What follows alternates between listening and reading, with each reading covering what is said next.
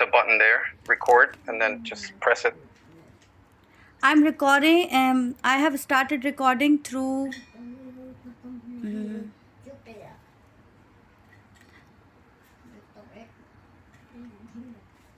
Through. Where should I have to go? Because this is the first time meeting. There's a button there, record. Okay, it has been recorded through different. I have taken recording from different source, screen recording. Is it okay?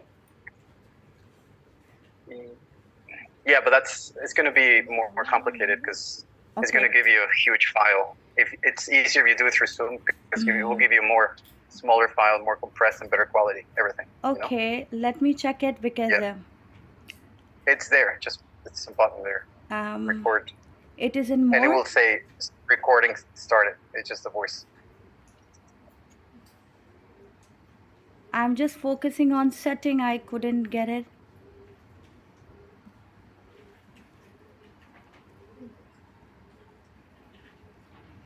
I have to move on setting, I guess.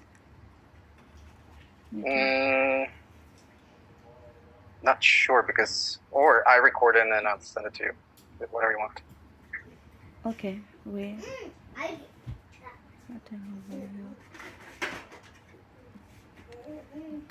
I'm sorry for inconvenient, Mr. Adrian, but I couldn't do that. I'm recording through different. I'll just make the file compress because I do not know any idea. This is the first time I'm taking interview. Okay, shall I start? Okay. Okay, shall I start? Let's start then. Okay, Bismillahirrahmanirrahim. Assalamu alaikum. This is Sayyida Asma Inspiration Wali, and today I'm talking to an amazing personality, Mr. Adrian, who is the founder of Bridging Edges and Global South Tech, which is working as an emerging technology industry and which has been working over 43 countries and connecting to the 43 countries in the world. So let's discuss what he is doing, what is his work. I'm sorry, Mr. Adrian, if I made some mistake introducing yourself because I do not know more about you, but I really fascinated when I had just been through your first interview with someone, Miss Nilofer. So will you please tell me something about yourself and who are you, where have you been working, where have you been brought up? Yeah. So I grew up between New York City and Mexico, in Mexico City. And so I had a pretty sort of diverse environment growing up because I was, between Mexico City and New York as a child, not as a kid, as a child, from 1 until 9. I was like exposed to, different cultures. New York City is the most, you would argue, the most multicultural city in the world. Okay. Right? So I got to see, since I was a kid, people from all races, religions, and so, sir, and foods. So yeah. How have you been connected and how you have started your business and working organization? Well, I've been an entrepreneur for the last 14 years. So it's been like a path, right? It's not like one day I woke up and started doing it. No. So it's just, it kind of happened throughout the years. So I've been an tech entrepreneur since 2008. So I've started 5 companies. And so all those companies led to what I'm doing now, which is basically I've been traveling a lot. Well, during COVID I couldn't, but before COVID I was moving between countries every few weeks even. And now what I'm focusing on is like interviewing tech CEOs, tech startups who are solving a very specific problem in the region, right, in their city or the country, right, and using technology to solve that problem, right. So my focus is technology companies that are solving a problem, or not IT companies, right, because people still are confused in this part of the world between IT and tech startups. It's not the same at all. I mean, yeah, they use the same technology, but it's totally different, right? IT companies, they just produce software.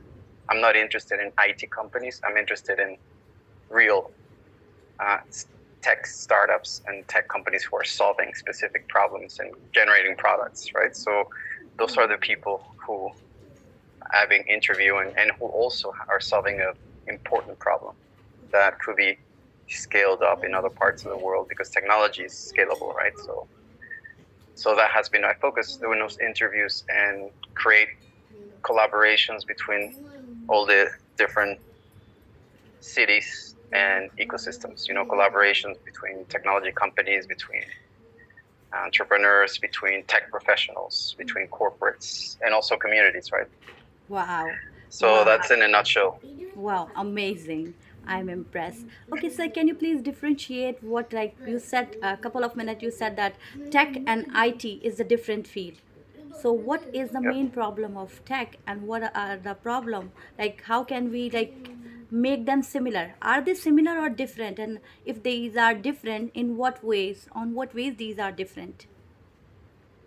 Yeah. So, an information technology company, it's primarily the organization that builds software or applications for a third party client or customer, right? So I want to build an app, whatever, or website or some piece of software in a company somewhere, right? And then I find people who can do it for me Okay. anywhere around the world, right? So that's an IT development. That's Okay. and then there's many companies emerging in Pakistan, of course, who are doing that. India has been doing it for decades now, and same Ukraine and different ecosystems, right? Which are very, very focused on it's called outsourcing, right? So basically they have clients from some country and then they develop the software. So it's like a software factory, they're called, simple as that, right? Software factories. So IT companies, software factories. So there's very different from a technology company. It's not producing software for anyone. It's producing software to solve a specific problem or either business problem or social problem or whatever problem, right? And use it through technology, building a solution through technology that serves the need for a specific user, customer, or solves a specific problem, right? So it's just very different mindset, very different approaches from one to the other. And of course, they're linked somewhat because it's technology, but I usually don't meet. I usually don't meet IT companies who are just focusing on the software factory. I'm more interested in meeting, obviously, companies who are have identified a problem or a need, and they build software around that, right? Okay. So you have been in Pakistan, right? Karachi city. Yes, Yeah, Karachi now. so Yes. what can you say about Karachi city? Because Karachi city is my city. I live over there Okay. and I love Nice. my city and I love my country. But how is your experience and what do you think? What are the problem of the people and the youth of the Pakistan or youth of Karachi are facing in the form of tech? Like that you say that you are emerging tech. So what are the problem people and youth are facing in Karachi and how can we cope up with that, get rid of that to make some effort to do what effort we keep when we can make. I'm sorry if I'm not making myself clear. I really want to ask what is the main problem of the people of Karachi and the youth of Karachi in the form of tech emerging and how do we solve it? No, you've been very clear. You're perfectly clear. Thank you. That's not a problem. Thank you. Okay. So let's talk a little bit about Pakistan in terms of the basic macro stuff. So obviously, Pakistan is the fifth largest country in the world, Yeah. right? 250 million people. Out of those 250 million people, 65% are under 35 years of age. And now in 2023, smartphone penetration is huge, right? It's over 73% smartphone penetration. That means all those young people, they have a smartphone with connection in their hands, right? So that's massive penetration in Pakistan. So that's kind of and internet is cheap in Pakistan as well, right? So get an interconnection on a SIM card is relatively cheap compared to other countries. So all these young people are connected through their devices, right? They're watching a lot of content, news, sending messages to their friends, and so on and so forth, right? So that's kind of where Pakistan has a big advantage over many other countries because it has a strong foundation, right, in terms of internet penetration and youth. But obviously, there's massive challenges as well, right? As in, what is called the tech revolution hasn't fully happened here in Pakistan. And by tech revolution, I mean,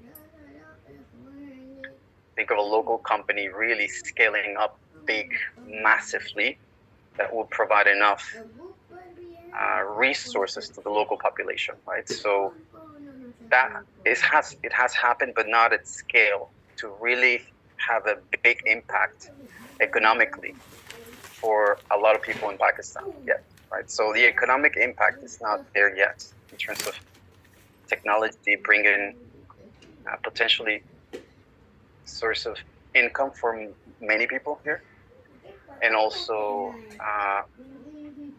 solving some of the problems that Pakistan faces, right? Obviously, the ecosystem is emerging. There's a lot of companies solving problems here, and that's amazing. But obviously, still, there's so much work to do.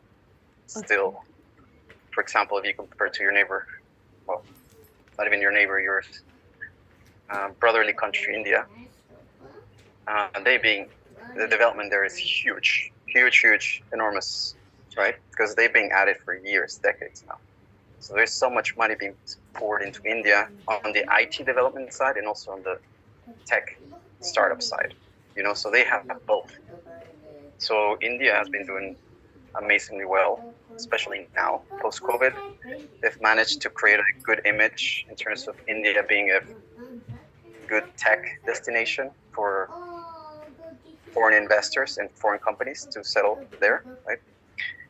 And Pakistan hasn't yet, right? So Pakistan has a strong PR problem, meaning people don't see Pakistan as a place that you can do technology things, right? So people still think Pakistan is a dangerous country and it's just terrorist here. And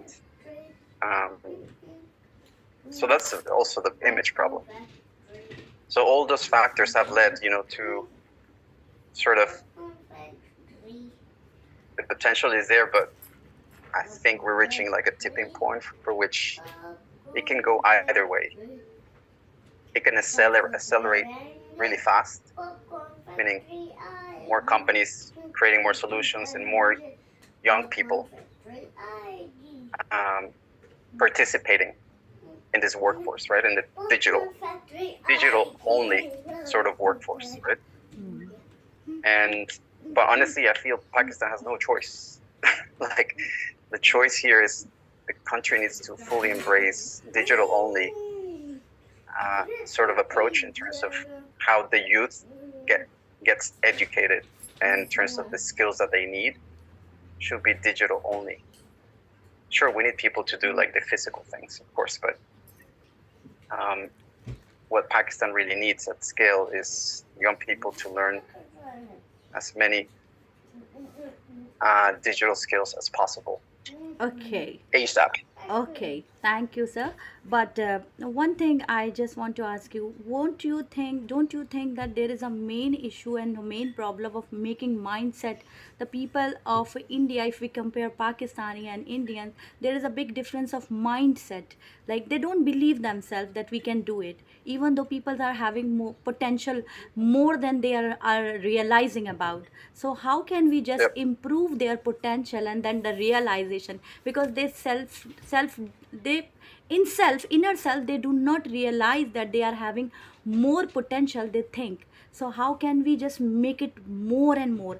How? By like what are the steps we can take to make their mindset like they are more than they can achieve more than they are thinking, because Yep. the problem So, is okay, this is less belief. well, this problem is not just in Pakistan. This is what I call an emerging market problem. So people from developing economies, developing countries, including Emiratis. Emiratis have gained more confidence, right, because of money. But still, people from the emerging world, when they start just by a matter of comparing themselves to Western people or Chinese or Japanese, right? Immediately there's like a disconnect, right? Meaning in people's minds is that, okay, no, they come from richer countries, so obviously their mind is much more developed than ours. It's just like a by default thinking. It's not done in Pakistan. No, it happens everywhere. When they compare the first world with the so-called third world, it's a mindset problem everywhere. Sure, some countries have it more than others, Yeah. of course, right? Okay. And yeah, so the solution is not just saying, no, you can do it. No. Solution is actually them hearing real stories from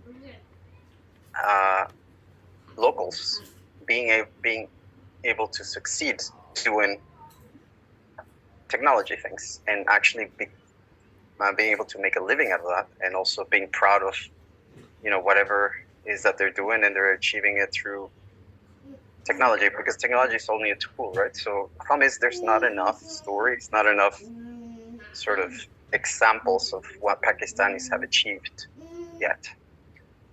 There's stories, but the stories are not coming out yet. Okay. So that's a problem. Okay. So Okay. the youth needs to they need to hear more of those stories. So what Rehan calls make more noise regarding all the stories of what people are doing here. And I guess I'm not related to Pakistan in any way. I came here to explore. I realized that was that opportunity, not just to, link, but to talk about those stories, what people are actually doing here, what's the success, and basically spread out the word. And it has worked because I'm not Pakistani. I'm just like Gora here and just trying to figure out what opportunities are, right? So people find it unbelievable, that I'm like, I've learned so much about Pakistan and like trying to make those connections happen and talking about the positive sides about this country, right? So yes. Okay, wow, that's great. Sir, I just had been through the discussion with Sir Rehan Allah Wala with you, and you were discussing about the pipeline of agency. Can you please put the light on it? Like, what was that pipeline you were discussing about? What is this, and how that agency's pipeline can work on?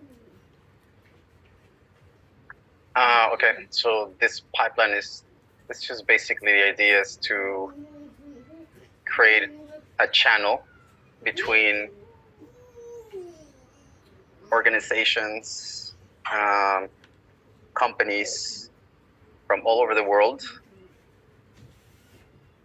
Okay. and local youth, right? So, and create a channel that is long-term and sustainable, right?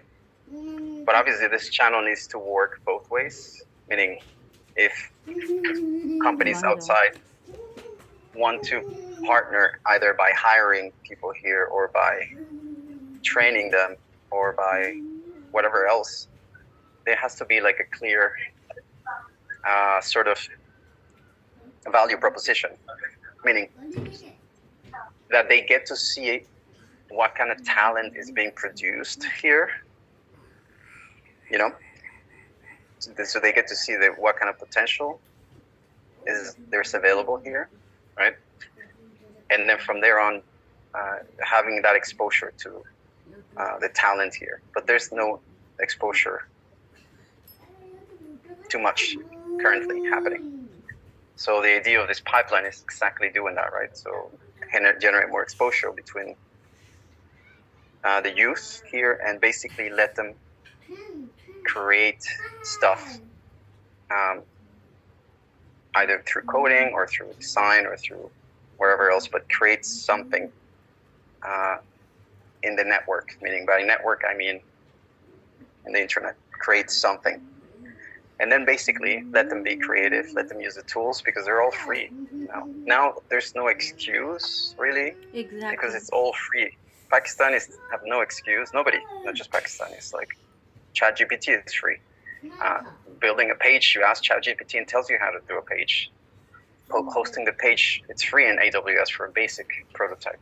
So there's really no excuse now. It's You free, mean lame right? excuses? Pakistani people are making lame excuses because there is no excuse, so they have to use it. Okay, so for sure. Okay, sir, what are your biggest strength? If I say Super connector. Andrin, what are your Super connector. main biggest strength?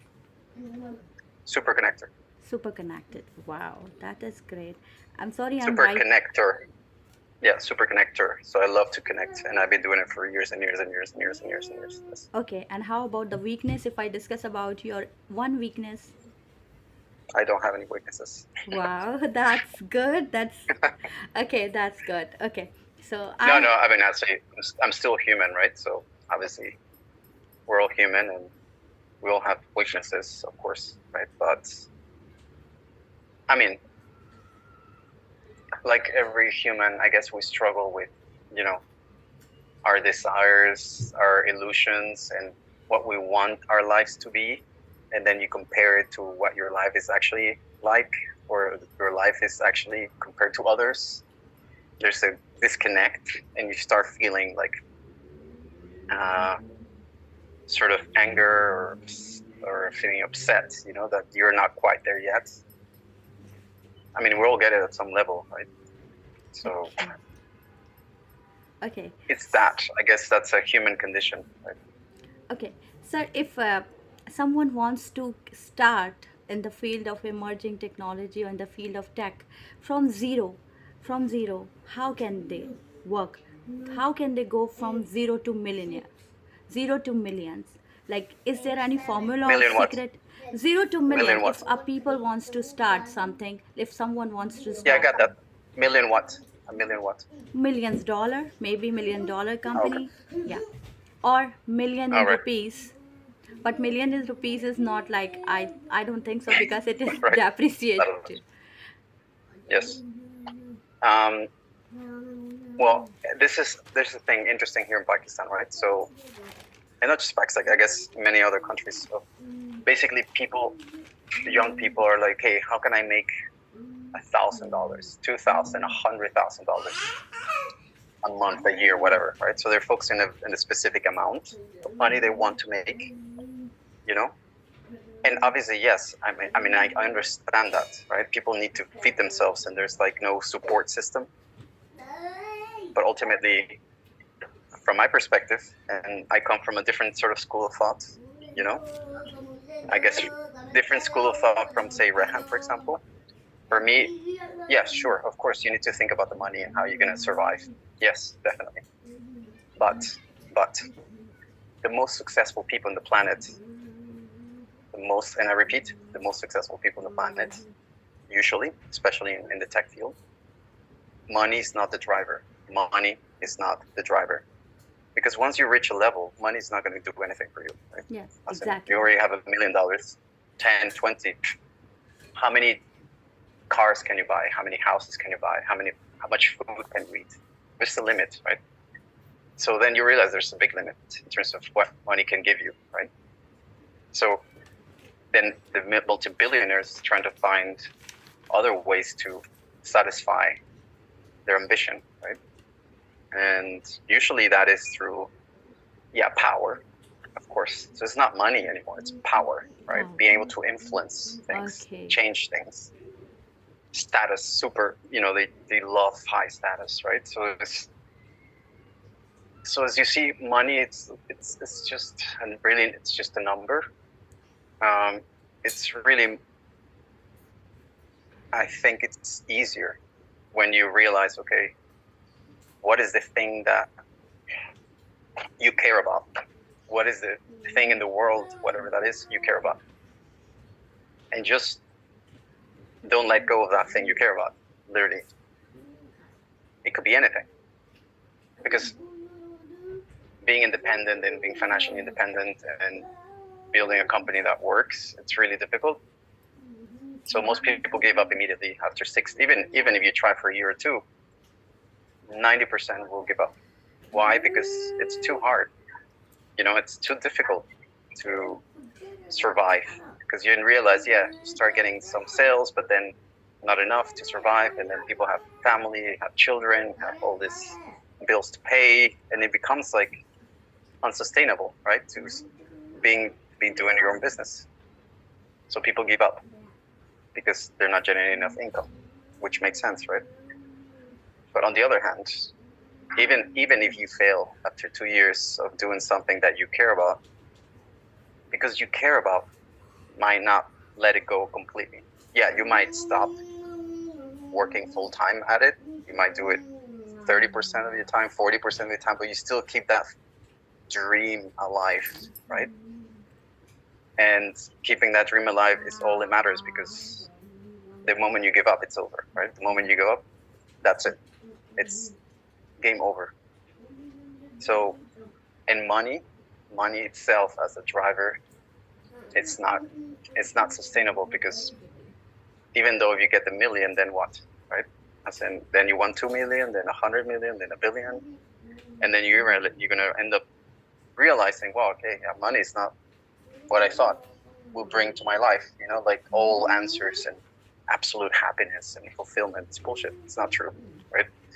What the happiness is like impact, from my perspective, right? Impact, Wow. impact, impact. Impact. Wow. Wow. Wow. Okay. So, sir, how can we add values? How can we add value or impact? How can we, like, if somebody wants to get successful, how can he add impact or add value in his profession? By starting small. Okay. So this is a problem as well, right? Because people think, okay, I want to create impact, change something, and they want to see immediate result. Like, you know what I mean? Yeah. They want to see, okay, they put a shop online and they want to see immediately orders coming in, right? And then immediately having this profit. So, and then realize, well, okay, it's not happening. Why? Why? And then they come up and it's like, how can I do this? How can I do that? It's like, what's wrong? Well, yes, that's the point. You're going to fail a lot, if not most of the time. Yeah. So you're going to fail most of the time. And it's just like a small, out of those failures, a small of them, actually you succeed, Exactly. And sometimes you succeed big. So, yeah, like how do you add value? It's just really by starting small, meaning small, I mean, if you have something you care about, what is it that you can do today? Even if it's a small thing, right? A small development, a small thing that could that can lead you towards the big goal, right? The big impact thing that I mentioned, right? So even setting the small goals, not even goals, small like to-dos. So today, for example, right? People want to be a writer, or they want to be a videographer or whatever, right? So yeah, you're not going to start writing a book today. Right? You need to start small. You need to start writing stuff every day, or you need to start posting videos every day. So it's a constant process that people need to start every day. Invest a little bit every day. Invest a little bit, and then learn. From whatever they're doing, but always be adaptable to the learnings and change until you failed 80 times, but then on the 81st you got it right, and then you got something valuable, right? Wow. It's just kind of a formula, but people think that things just happen automatically. It's just it's an illusion, right? Yeah. Okay, so how can we? How can you scale? How did you scale your business, or how can someone scale his business? So scaling is a complicated one, because that one requires, again, to start small with the number of users or number of clients or whatever it is, and then trying to figure out how can you grow that either in the same market, in the same country, or not. And the issue is well, the good news is that technology is everywhere, right? So it's not just not in Pakistan, right? So the technology, the network, the internet gives you access to everybody, everywhere, right? So I think in order for you to scale, you need to start thinking global from day one. It's a tricky one. Start thinking global but local at the same time from day one. So this is a very tricky combination that most people get wrong, So they want to create something that is very, very local, but then it works in Pakistan, but then it doesn't work in the rest of the world because it's too localized, Or they don't have the expertise or at least the vision to change it so it can work for more people, right? That's a big problem that most creators and entrepreneurs have of changing or tweaking things, right? Some of them get lucky and they just put one version and then it just works everywhere, right? Or one specific solution. But that's just a minority, really.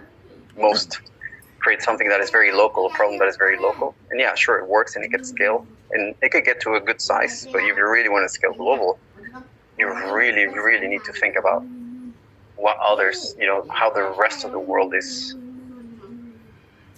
thinking, feeling, doing things, using the internet, using the applications, what are their problems, priorities, culture, everything, right? Into the equation of how you can change the solution for a bigger size market, right? So that's a whole thinking process and also testing. Once you have an idea, then you need to test and test and test and see which one works. That starts growing. Exactly. So that's kind of taking risk as well, right? Risk step, like good, excellent. Well, Sir, I'm impressed. It's all about taking risks. I'm impressed by taking answer from you, and I really love to hear you more and more. I know the time is moving on, and you might not be having time, but there are a few questions as well. Am I allowed to take, or just I discontinue it? Yeah, but I actually have a question for you. Yes, sir. So, what's life for Pakistanis in Dubai for you? For me, it's a life of opportunity. It's a life of it depends on a person. When I have been here, I was zero. I was not having anything. Even the confidence, as the way I'm talking to you, that was 0%. But what I did, I was believing in me. I started believing in me by looking at the people, and what I realized that I have more potential than the way I'm thinking. So I must have to do something. I have to impact to the people. I have to work for the communities. I have to add some values. Then I will be valued. I started working, and now Alhamdulillah I'm more earning as well. I'm making changes in people as well. Especially my target is kids, because the kids mindset is literally they are unique. They are from different mindset and they are very intelligent. The way we have to take out that intelligence level and utilize that. And I'm making kids mindset for financial management, for moving toward the skill, for thinking they can do more than that. Even my daughter is learning. Okay, I need to record that. Sorry. I think let's finish this. Do you have more time? I just need 10 minutes to record. Okay, 10 minutes more. Okay. Sir, where do you see your time is going to be up in 4 minutes. Your connection is going to. Yes. You have 4 more Where minutes. do you want to see the emerging tech that found the bridging edges and global south tech in 10 years? Oh yes. So again, the way I see it is creating those pipelines. So people, global companies or companies from some other country having a direct connection with other organizations in different parts of the world, and creating a fluid channel for which both sides benefit, right? So, and do that at scale and only with technology. Okay. Obviously, the face-to-face is important, but I see face-to-face as a community exercise, right? For people to get to know each other better, to trust each other. But collaboration, interactions, and partnerships is going to be done mostly in tech and by sharing data and information and talent, and everything else is going to be just online. I mean, online or through technology, right? So I want to basically create and scale up those channels between different communities.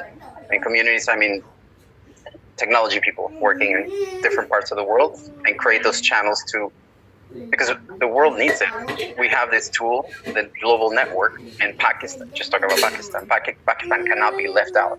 It's impossible, right? So we all need to participate. We all need to benefit from it. Exactly. And so this is what the rest of the world needs to understand, you know? And I mean also Western people. It's like you can't just forget the rest of the world. You cannot not consider that if they do well, we all do well. If they get access to those opportunities, we all benefit, right? So this is a mindset that it's lacking as well in wealthy countries. Some of them understand it, but not fully, you know. And then technology is a tool that helps us and will help us create and build more of those partnerships, you know. Okay. Last question, only last. Uh, how? What are the tip you will give to the young people they can work on to improve themselves, to impact to the people? What are the 2 or 3 tip you can give? The first one is the confidence. It's definitely, that's number one. Lack of confidence. It's just there. They're especially Asians, and I mean Asians, Turkey all the way down to Vietnam. You know, Asian mindset is stay quiet, stay like, you know, don't say too much, just follow the orders, listen to your parents, listen to your aunts, listen to your cousins. It's like, and they're right. I'm like, no, they're not right. They're not. You are right. So yeah, like having that connection with yourself, right? I mean, you guys pray a lot. You are in touch with your mind. Like you need to expand on that connection with yourself. Exactly. Expand. Exactly. What is it that you want? What do you want first? And number 2 is like the inferiority complex issue, right? That people think, no, I'm not as smart as them. I'm not as capable. I'm not as XXX. And then they push themselves down.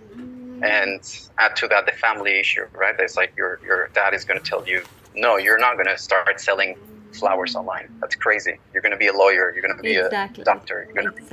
Exactly. So the second will be, no, don't give up on those things. Do not give up on that dream. It's definitely fundamental. And third, Definitely. communication. There are people here are very good at specific skills, but they cannot express themselves properly. And I'm not saying just in English, just communicate themselves and have enough skill and practice on communication. That would be number 3. Okay, thank you very much, Mr. Adrian. You have given me such a nice interview. This was my first interview I have ever taken in my life, and I was amazed to hear you. And by the way, one thing you said that okay.